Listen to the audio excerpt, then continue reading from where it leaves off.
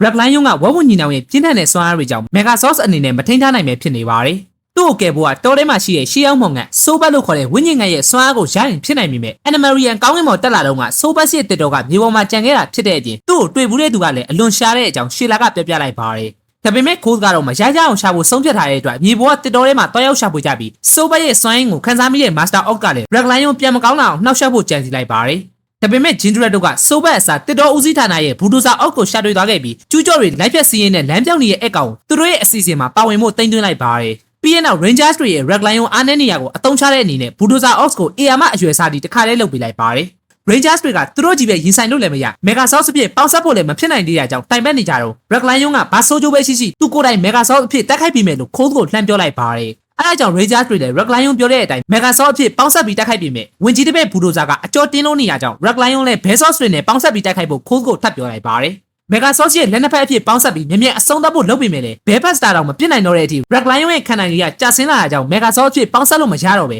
သူကိုယ်တိုင်တက်ခိုက်ဖို့ကြိုးစားတာတော့ဘလို့မှမဖြစ်နိုင်တော့တဲ့အခြေအနေအထိအာရင်ချိနေလာခဲ့ပါတယ်တခြား source တွေကလည်း Black Lion ကိုကာကွယ်ပေးနေကြတော့ခိုးလေခဏလောက်ရတဲ့အချိန်တွင်းမှာစိုးဘက်ကိုရှာဖို့တယောက်တည်းထွက်လာခဲ့ပြီမြတော်ရဲကိုရောက်နေတဲ့ Master Ox နဲ့တယောက်ချင်းတွေ့သွားခဲ့ပါတယ်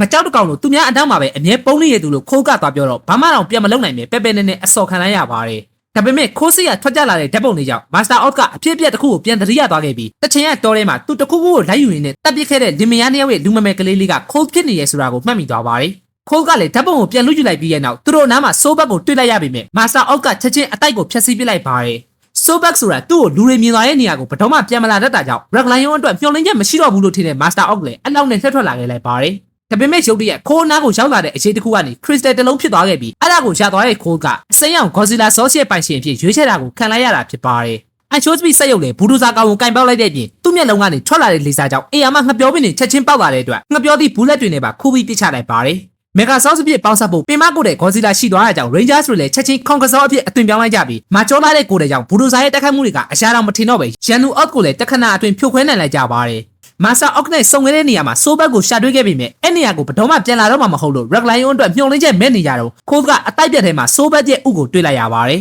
။ Lion Sauce ကိုပြန်လဲကုသပေးနိုင်တော့မှဖြစ်ပေမဲ့ဥတွေကနေအကောင်မပေါက်သေးတဲ့ဆိုးဘက်လေးကတော့ခိုးကလိုမျိုးသူ့ရဲ့မိခင်ကိုဘတော်မှပြန်တွေ့လို့ရတော့မှမဟုတ်တဲ့အကြောင်းနဲ့စဉ်းစားမိလိုက်ကြပါတယ်။ဒါကတော့ Power Ranger Wild Force အပိုင်းရှိဖြစ်ပြီးအပိုင်း9ကိုနောက်နေ့မှတင်ပြီးတော့မှမို့လို့ Like Share Comment နဲ့ YouTube မှာလည်း Subscribe လေးလုပ်ပြီးအားပေးခဲ့ကြဖို့တောင်းဆိုချင်ပါတယ်။